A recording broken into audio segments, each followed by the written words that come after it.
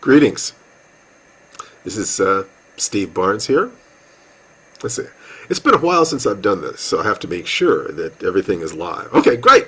Steve Barnes here with Lifewriting Live. It's been a long time, and I wanted to talk about why it's been a long time, but mostly I just kind of wanted to say, we made it.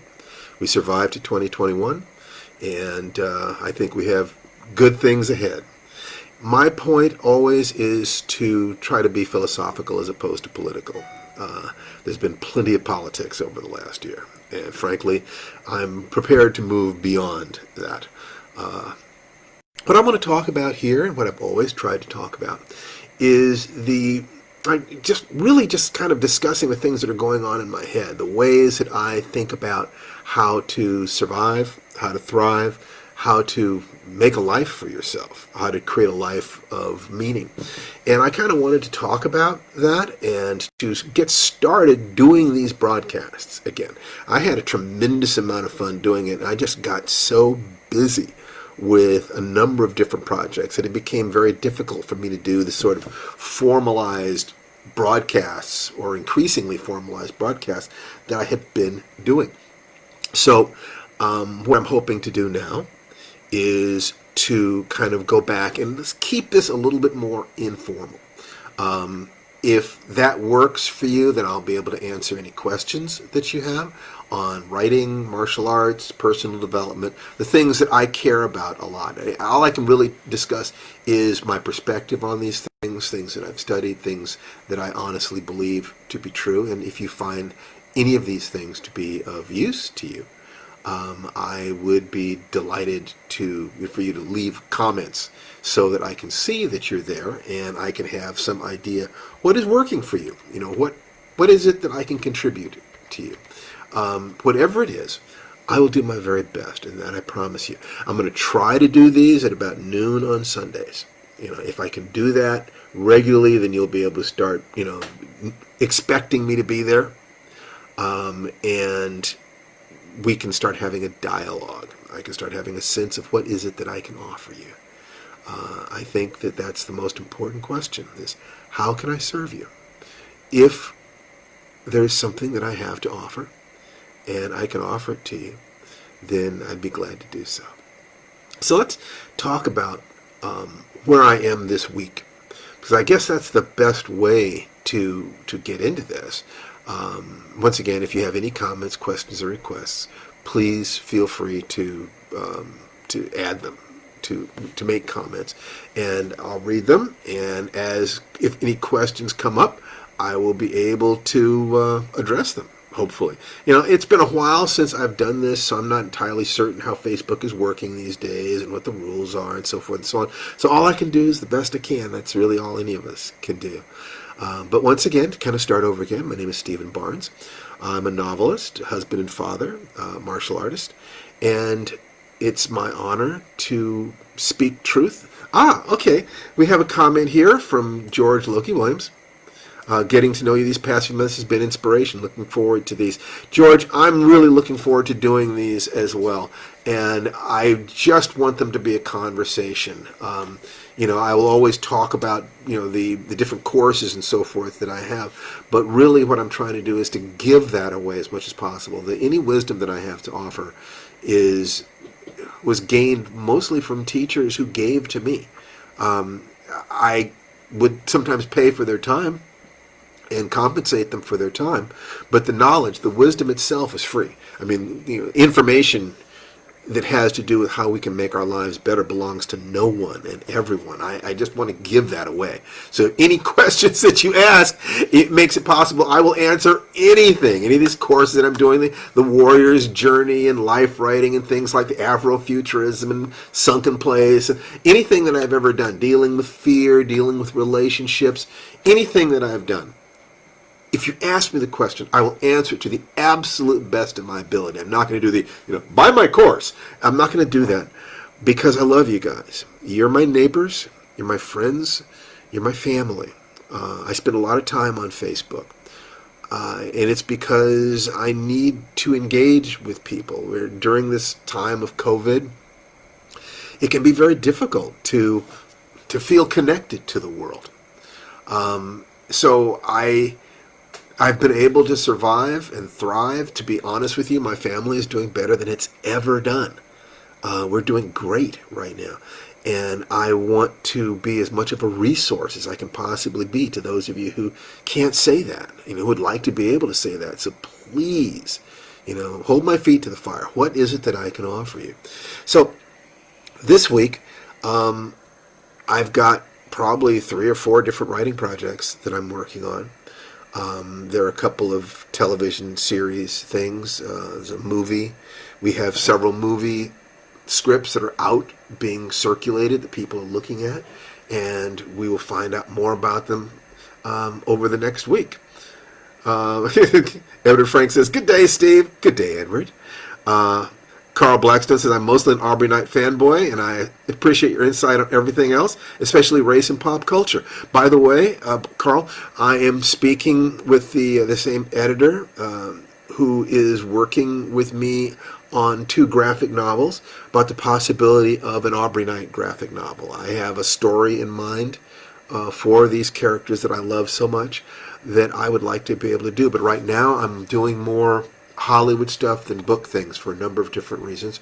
And so I have a couple of books that I think I'd like to do, and I'm working on one with Larry Niven, but that's out of love. Books are not my career at this point. The impact that I want to make on Hollywood, on the world, on my family's security and finances, Hollywood seems to be the better fit at this moment in my life. But I don't want to forget how I got here. I don't want to forget my fans, my friends, my family, who have loved me and cared for me and helped me put my daughter through college, the things, by buying my books, so I can't forget that. But it's important to keep things in perspective. I'm glad there's some questions here now, some comments. So thank you so much for the thoughts you share, the wisdom you pass in here in Facebook land. I was introduced to your page quite a while ago by a friend. I always look forward to your thoughts on the world, our country, even movies. Thank you. Well, thank you, Maya Moore Harper. Thank you very much. What you need to know is that I love people, I love life, I love my country, and I believe in us. I believe that we're going to, evolve to a higher level, a better level. We're going through a lot of trauma right now. Birth is a messy, painful, sometimes, well, not sometimes, bloody process. But that's how life happens. We're going through existential shifts as a set, in my mind, a set of delusions about what our country was are broken down, and then we get to ask new questions. Well, if we're not that, then what are we? And I have to be one of the people, hopefully. Well, hopefully I will have the honor of being one of the people who help to have these discussions. But what you need to know is that there has never been a moment in my life that I have lost faith in the human race or faith in my country. It has never happened. And I've doubted myself more. It's not necessarily questioning my basic capacities, but it is wondering whether or not I have the ability to bring my dreams to life. I have had many moments in my life when I have wondered about that. When I took a look and said, the culture isn't ready for me. What do I do? Or the culture is now ready for someone like me, but is there enough of me left to be able to accomplish the things that I wanted to accomplish? These are real questions that I've asked myself, and the conclusions that I've come to are that, yes, the opportunities are there, yes, the culture has changed, yes, this is the right time, and if I can drop my BS, if I can move forward without carrying my ego damage with me, if I can really be true to the essence of who it is that I am and the teachers that I've had and the dreams that I started this journey with as a child, that I have what it takes to create the things that I want, to be a good father to my son and my daughter, Jason and Nikki, be a good husband to this wonderful woman in my life, to Nana Reeve Do, to be able to write stories that have meaning and impact, to be able to speak honestly. What I see, without saying this is true, but to be able to say this is what I honestly believe to be true. If I can do that, then I can be one of the people who helps to make a difference. And that would be profoundly joyful. Okay? So Michelle says, we love you too. Love you, Michelle. You're a wonderful heart, a wonderful spirit. You are so caring, and you care so much about the world. And I just, every time I see your name pop up in my feed, I smile. There's Michelle. And Liza, yeah. Hillary Kelly, this is my first time tuning in and I'm impressed. Wish I could share this with my writing students from last semester. They have such difficulty articulating themselves, writing, and even reading. Following folks like you would probably help them greatly. Well, Hillary, I'm going to try very hard to do this every Sunday at noon Pacific. That's what I'm going to aim at. Then I will download these and I will put them on my YouTube channel. So if you have specific questions that you would like me to answer, I would be delighted. Writing is one of the most important things in my life. And let's see, let me take a look. So they have difficulty articulating themselves, writing, and even reading. So let's talk about motivation, shall we? The motivation to write, because I could talk about the path to being a writer, which is not that dissimilar to the path of being an awakened human being who is following their bliss in any profession. That there's this thing that I loved, which is storytelling, which is communication. And there is a way that I had to communicate it, which was writing. So the question was, what is it going to take for me to be able to be a writer who is good enough to be able to send my stories out and get enough money back that I can spend my time writing as opposed to flipping burgers? And that was the whole thing. The idea that if I can spend enough time writing, if I can read, if I can research, if I can learn, I can get good enough to make enough money from this that I can spend all my time doing it and have a good living. So that was that. So what I did was I started looking for the means of doing this, and how do I focus my energy? How do I focus my mind? How do I focus my heart? How do I speak my truth? And to the degree that I believe that truth is important for a writer, I mean, I think that in the arts, the only things that we have to talk about are two questions: who am I, and what is true? In other words, what is it to be a human being? And what is the world that I see and experience and create? What is outside me? What is inside me? One way or the other, all stories are dealing with that. I would say that all writing has to be philosophical in the sense that philosophy is a search for truth. The writer has to try to find an emotional impulse within themselves and then communicate that with language and structure in such a way that the recipient on the other side will feel the same emotions you were feeling when you wrote it. So if I am honestly feeling those emotions and I can communicate that directly, then the other person feels those emotions. And what you try to do, or one of the things you do, is ask yourself, when they put the story down, when they put the book down, when they walk out of the theater, when they turn off the television set, what do you want them to feel? What is the determinative emotion? What is the climactic emotion? Is it sadness? Is it awe? Is it yeah, what a great story? Is it laughter? Is it a release of tension? Is it a build-up of tension? Is it to consider an illusion? Is it to consider some new truth? What are the emotions that we have that you want to trigger, and what are the means of taking them to the place where they will experience those emotions? So all of that is going to be impossibly complex unless you start with just the question, what do you want to see? What do you want to feel? What do you respond to? And you write the story for yourself, and then you trust that if you write honestly enough, that the success at writing is going to be dependent upon your marketing. Finding a group of people, a tribe of people who are similar enough to you that they will groove to your dreams. They will understand, your vision. They will feel that you are speaking what they could not say or have not said. That is the purpose of writing, to express yourself. Art is self-expression. The way to succeed in writing is to be able to create an emotional change in your reader, and then to find a tribe of readers who want the particular type of emotional change that you are creating. And you then share it with them. So there are all these different things, and they're all dependent upon how clear your perceptions are, how much honesty you're willing to share, how personal you're willing to get, and do you have the courage to speak your truth? So all of those things, any of those things, I am more than willing to share, and hopefully we'll be talking about these things on Sundays at about noon. So, okay. So, George Williams says, I write tabletop role-playing games. I've had a hard time during quarantine. I've also just been diagnosed with anxiety, depression, ADD. I'm having massive issues with trying to focus and write to the point of dragging deadlines, which I never do. Can you recommend any tools or thoughts on trying to get productive again? Also, overjoyed to hear you're working on more with Larry Niven. I am overjoyed to know I'm working with Larry Niven. You have any idea how much I love that man? How much I owe him? He gave me my writing life. When we met, I was just this poor kid from South Central Los Angeles with a dream of being a writer. He was this, millionaire, award-winning, genius writer, and somehow we made a connection, and he let me work with him. There is no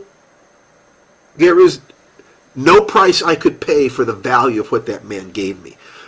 So this is one of the reasons why I love giving it away, and also the reason why I will do anything for Larry. I will do anything for him. I do not need Larry Niven right now. I'm off on my career. I'm doing these things. But what I do know is that I love Larry Niven. I love that man. I adore that man.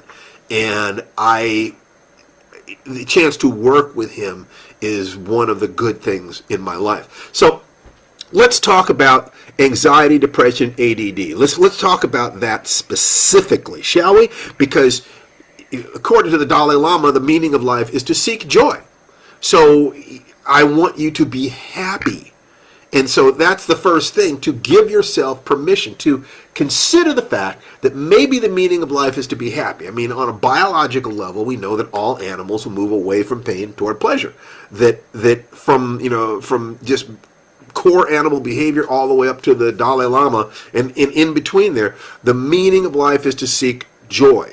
If that is true, then that means you have the absolute right to be happy. And it's just a matter of seeking out the means of doing so. So if you know that you have the right to be happy, what means might you adapt to be able to actually find that joy in your life? Well, 5 times a day during the week, I post these notes. Breathe. That's the primary thing. The warrior's journey, and this is a very brief advertising here, that everything I'm talking about here relates to the teaching that I do, and the most sophisticated version of that teaching can be found at realwarriorsjourney.com. But I will also talk to you about that. The most important thing is to break the pattern of negative behavior. Your emotions are caused by 3 things: what you focus on, the language that you use, and the way you move your body. If you use these things properly, if you use them improperly, you can get depressed in a moment. I could focus on my mother's death, that the doctor told me to go home, and she died while I was gone. I could the language that I use, I could say terrible things inside my head. I could say terrible things to myself. And the way I use my body, I could slump and frown, and I could change my vocal tonality until it's just filled with pain for all the regret and the terror. Yeah, I could do that in an instant. I can be depressed anytime I want to. And the truth is that you can also select the memories, words, and body language that is positive. But you have to practice it consciously for it to be available to you unconsciously, because it's the unconscious moments that really affect you. So the first thing is what I call a 5-minute miracle, where 5 times a day, once every 3 hours, you stop and you just breathe for 60 seconds. And I would suggest deep diaphragmatic belly breathing, where when you inhale, your belly expands, and you exhale, it contracts, right? So that's diaphragmatic breathing. You go to YouTube, look up diaphragmatic breathing. There's tons of stuff, all free. If you will do that for 60 seconds, you will shift because your mood is reflected in your body. If you fake it till you make it, if you act as if, breathe as if, hold your posture as if, focus on positive things, just for those 60 seconds, you can break the negative spiral for those 60 seconds. Now, once you have learned how to do that, and you might have somebody watch you, how is my posture? How's my facial expression? What am I thinking about? Breathe. You do that, and you will break that anxiety and depression thing. Because if you are breathing as if you feel good, your brain is tricked into thinking you feel good. Now, once you've created those breaks, you then have a little bit of space in which you can do something. And what I always suggest that people do is every morning, every single morning of your life, adapt a ritual of action. That every morning you do certain things. So if you can get yourself to spend just 5 minutes a day taking 5 60-second breathing breaks, then you can do a morning ritual. And I call it the magic ritual. And I talk about this a lot. Magic is an acronym. It's map or model, M. A is actions, the actions you're going to take that day. G is gratitude, the emotionally flooding yourself with positive emotions, deliberately, consciously, just taking a hold of your emotions and thinking about the things that you have to feel blessed about. I mean, and you say, well, I don't have anything like that. Really? You have access to the internet? Would you feel depressed if you lost that access? Then why don't you feel grateful to have it? Would you feel bad if you lost your eyes? Would you feel bad if your children died?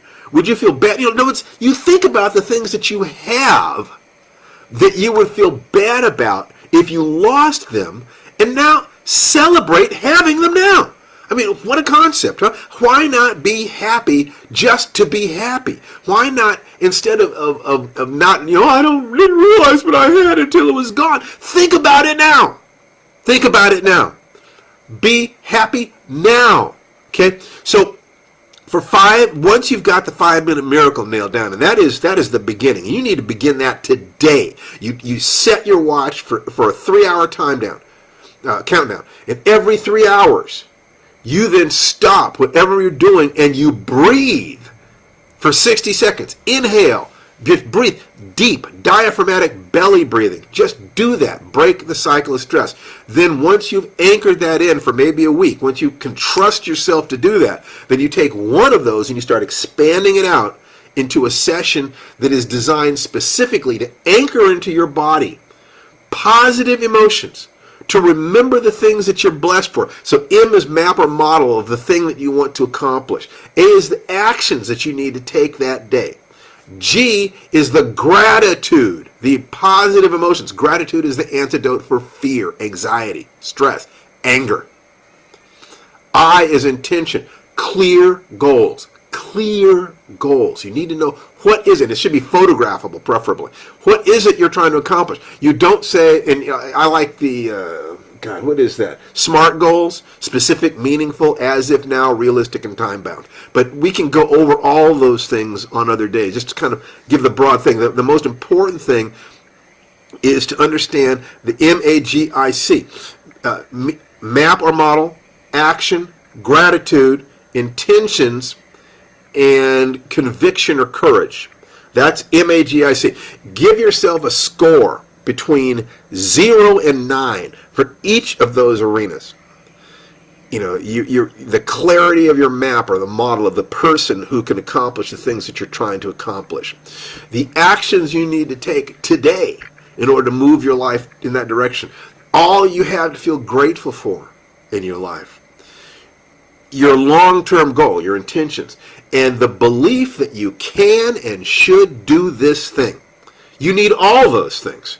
Okay? If you have a 0 in any one of those categories, you are going to swim in a circle until you drown. Drive in a circle until you run out of gas. You need to have at least a 1 in each of those categories. You need to have some idea of the path you have to go in order to get where you're going. The person who has accomplished what it is you're trying to do so that you can model their behaviors, their actions, their emotions. You have to know what you have to do today to make it happen. Because if you look at your goals once a year, you can get really lost. But if you're looking at your goals every day and you're saying to yourself, what do I need to do today? Like, for instance, in writing, it's a sentence a day. If you write one sentence every day, you'll accomplish everything that you're trying to do. You can write a book a year with a sentence a day because of the psychology of the process. So if I know that all I have to do is write one sentence every day, then the question is going to be at the end of the day, did I write my sentence or didn't I? If I didn't write my sentence, I then get to focus on that. Why didn't I? What stopped me? What emotion stopped me? Because if the goal is small enough, if it's just one step, then there is no logical reason not to do it. And what you got is the emotions that stop you. And once you start looking at the emotions that stop you, you've got control, because your emotions are created by what? Your behaviors. You can create your emotions with focus, language, and the way you use your body. So you've got it under your control. The only question is, will you or will you not keep your word to yourself? That can often lead you to a sense of, how do you feel about yourself? Do you love yourself enough to give yourself a chance, to be happy? And if you don't, why not?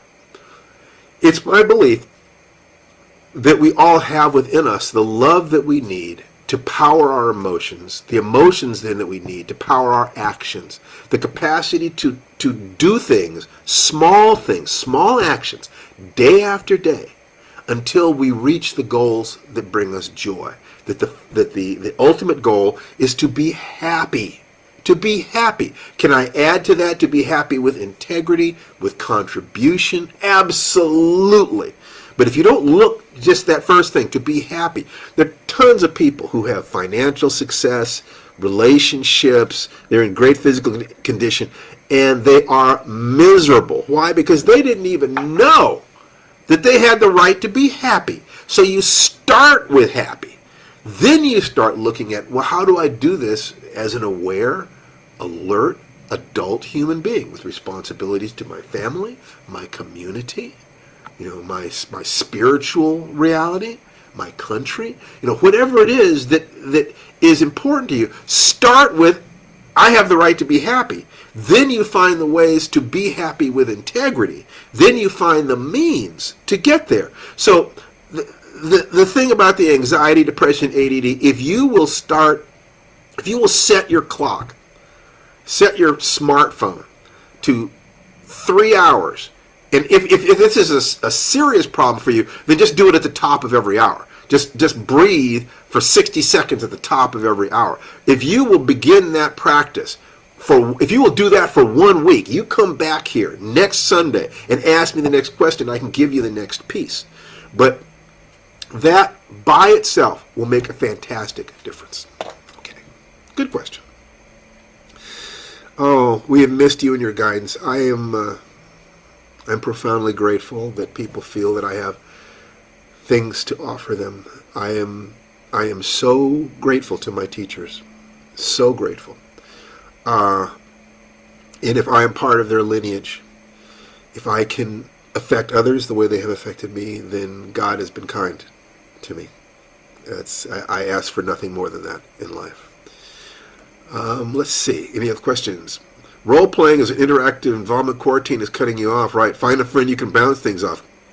Good thought, Michelle. Hi, all. Talitha. Hi, Talitha. Good advice. I finished a book based on this logic. It was back in 2016 when I first heard your write one sentence a day process. It works. It most certainly does. It really works. Thank you, Steve. Your suggestions and guidance was vital to modify my responses to PTSD triggers. I'm not living and loving without fear for the first time in decades. You rock, Grant. I love this. That's exactly what I'm looking for. You have the power within you to have joy. You can use that joy to drive your actions. You can use those actions to create your dreams. You can use your dreams to inspire other people to pursue their dreams. And people who are engaged in healthfully bringing their dreams into existence are good neighbors, good citizens. We can live with them. We don't have to all have the same values, the same goals, the same politics, for God's sake. But if I care about your children's health and welfare and your joy, and you care about mine, we can be good neighbors. And I think that, frankly, that's enough. It's enough. Let's see. Anything else? No, nothing else there. So let's just talk about. Okay, so we talked about a little bit about writing. Okay, another thing that I've done that I will be referring to and coming back to over the next weeks this year, because I hope to do one of these every week, is preparation to go to Manila for a week-long Filipino martial arts conference in 2022. It's in March 2022. I was supposed to go in March of 2020, but coronavirus had its way. I could see from the maps from the CDC about China. I could see that this was a problem. It was impinging. The Philippines are right underneath China. I knew that if I was to fly to the Philippines, I would be flying via China Air, which flew through Seattle and flew through Los Angeles. And I could just take a look at that loop, and I said, we're in trouble. This is coming to the United States. I do not want to be trapped in the Philippines if there is a quarantine. That does not strike me as being a happy way to spend, weeks or months of my life. So I canceled my trip. In looking at March of 2022, I recognize that I've got a big birthday coming up there. I got a big 0 birthday coming up that year. And frankly, that's a little scary. It's a little sobering. So it's like, well, what can I do to have the energy, aliveness, the physical potential, the tissue elasticity, other things that I need in order to have a fantastic time? I've always wanted to go to Asia and train in martial arts. This might be the only chance that I get. What can I do to make the most of this? So over the last 3 years, I guess, I've been putting a lot of thought into my workout schedule, because before then, I'd been like, how hard can I work out? And the truth is that you reach a point where the real question is, how thoroughly can I recover from my workouts? So recovery had to start becoming the most important thing. And the most important thing for recovery that I know of is yoga. So yoga started becoming a more and more important part of my schedule, and recovering from it. And then I used my sleep cycles in order to determine whether or not I was fully recovered. When I don't recover fully, I don't sleep well. So I could use that to measure it. Okay, and it's very, very good to have objective measurements. And so it's like, what should I be eating? What time should I be eating? What kind of workout? What kind of recovery? Et cetera, et cetera, et cetera. So the broadest strokes is that kettlebells, and I'm currently experimenting with something called an isochain. It's an isometric device. It has a dynamometer built into it, and also a heavy-duty spring, which tricks your brain into thinking that you're actually moving something because it wiggles just a little bit, which overcomes something that they call cortical response. We'll talk about that another time. And using the 5 Tibetans, using Bikram style yoga, using Ashtanga style yoga, specifically the short forms of Ashtanga yoga. So I have a copy here. Yeah, in this book right here by David Swenson, there are several short forms. There's one that's only 15 minutes long, one that's 30 minutes long, one that's 45 minutes long. And what I found is that I can work out and do the 15-minute version, and I'll be able to sleep all right that night. That it's removing enough tension from my body to be able to do that. So this is a good thing. Now, let me talk about that just a little bit. I'm tricking myself.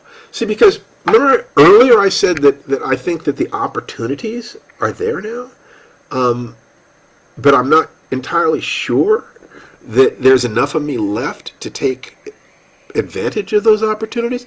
I'm not kidding. I'm not vamping about that. That's a genuine fear that I have. Those, the voices in my head. Everybody's got those voices in your head. So I'm looking at the fact that I want to be certain that mentally, emotionally, creatively, I'm at as close to my peak as I can be. How do I do that? The theory that I'm operating under is that the health of your brain is related to the health of your body. That if I can increase my physical efficiency, that my mental efficiency will hang in there. That all the people I know who have suffered cognitive decline, their bodies had fallen apart first. Now, I'm sure that's not true in every case, and that's always relative. But that's what I've seen. I never saw anybody who was fit and strong by my terms and was suffering cognitive decline. So such people must exist. But I figured, something, maybe I can use my body to, it's a transport mechanism for oxygen and sugars to the brain, and it's carrying away waste products and so forth and so on. So maybe if I can jump up my physical, I can also jump up my mental. So that when Hollywood comes calling, and they're already called, so they're like knocking at the door saying, where's this product? Where is this script? Where is this treatment? Where's this outline? I have got every single day, I've got a ton of work that has to be done. And I have to really hit that. I have to be able to do it. I have to be able to do it on a schedule, on a timeline. So if every day I have to do a certain amount of work, and every day I have to do a certain amount of working out, that these things connect to each other, if that makes sense to you. The third major area of my life is relationships. Now that's going to start with my relationship with myself, the feeling of loving myself and liking myself. And the truth is that most of the people who suffer from depression, if you ask them if they love themselves, they will have a hard time answering in the affirmative. In other words, I don't know what's true in terms of the need for medications, and I'm no doctor, and I think that if you suffer from depression, especially clinical, that is no joke, and you should have a doctor, a medical profession in your wellness circle. But I have noticed that a lot of the people who are depressed have good emotional reasons for being depressed. In other words, that they were abused as children. They were programmed to think that they were not worth anything. They've run into real problems in life. It's not a hallucination. It's not just a chemical storm. There really are issues. So while it's important to work with a physician who can prescribe medications if that's necessary, I also suggest that you ask yourself the question, do you love yourself? Do you take care of yourself? Do you believe you're worth taking care of? To look at that and ask yourself that question, to start with love, I think can make all the difference in the world. If you love yourself, you're willing to do what it takes in order to bring your dreams into existence. So asking yourself, do I love myself, is one side of the coin. The other side of the coin is take control of this. During your 5-minute miracle sessions, why not stop and say, visualize that little child inside you, the little boy, the little girl that started this journey called life, and say, I love you. And a teacher, a coach that I may be hiring very, very, very soon, suggested that I do a different thing than that I connect with that child within me and say not just, I love you, but thank you. That little kid inside you has given you all your creativity, all your aliveness. He or she has tried so hard for so long. And if you can just imagine yourself holding her in your arms and looking in her eyes and saying, I love you more than anything in the world. Thank you so much for every moment of aliveness. Thank you for all that you've done, for all that you've been. And I swear I'm going to do everything in my power to take care of you, always, from today until the day I die. Taking care of yourself starts with believing that you're worth taking care of. Being able to maintain discipline depends upon having reasons to do something. And if you don't love yourself, if you don't feel that drive to grow, to be, to do, if you don't have faith in yourself, then the only thing that motivates you is pain. Is trying, not to fall down, trying to, pay those lousy bills. I'm sorry. That's not enough. That's enough to get you started. Being motivated by pain is enough to get you started. But it's not enough to keep you going. See, this is one of the problems that people have with dieting. The doctor says you have to lose weight, or you're afraid of losing a partner or something like that. So the pain motivates you to lose weight. But at the same time, you haven't dealt with any of the emotions underneath there. So you'll lose just enough weight to get them off your back. And then the old habits will come right back. But if you can find a way to love the discipline, to love the dream, so that everything you're doing is increasing the joy in your life, then the more you do, the more pleasure you get, and the stronger the motivation gets. Whereas if you're motivated by pain, the more you do, the less pain there is, so the less motivation there is. Now, you understand why that's a trap? I hope you can see why that's a trap. Motivate yourself by pain on the one side, love on the other, or pain on one side, pleasure on the other, fear on one side, love on the other. When you have both, now it's easy to get yourself out of bed because you have both the discomfort, oh God, I've got to get my kid ready for school, and you have the love. I get to contribute today. I get to grow today. I get to change today. I get to write that story. I get to do this. I get to do that. You look for the ways to motivate yourself with both the pain and the pleasure, both the fear and the love. When you do that, all you have to do is pump up those emotions, and you'll start moving rapidly towards your goal. We're going to be talking about things like that this year. I'll be answering any questions you have. I'm going to try very, very hard to be with you here on Sundays at noon Pacific. I think I'm going to kind of let it go today. Thank you so much for being here. It is an honor and a privilege to be here with you. And I'd like to close today's session with the Sanskrit expression that I often use, that means that the divinity within me salutes and acknowledges the divinity within each and every one of you. Namaste. If you have enjoyed this, please share it.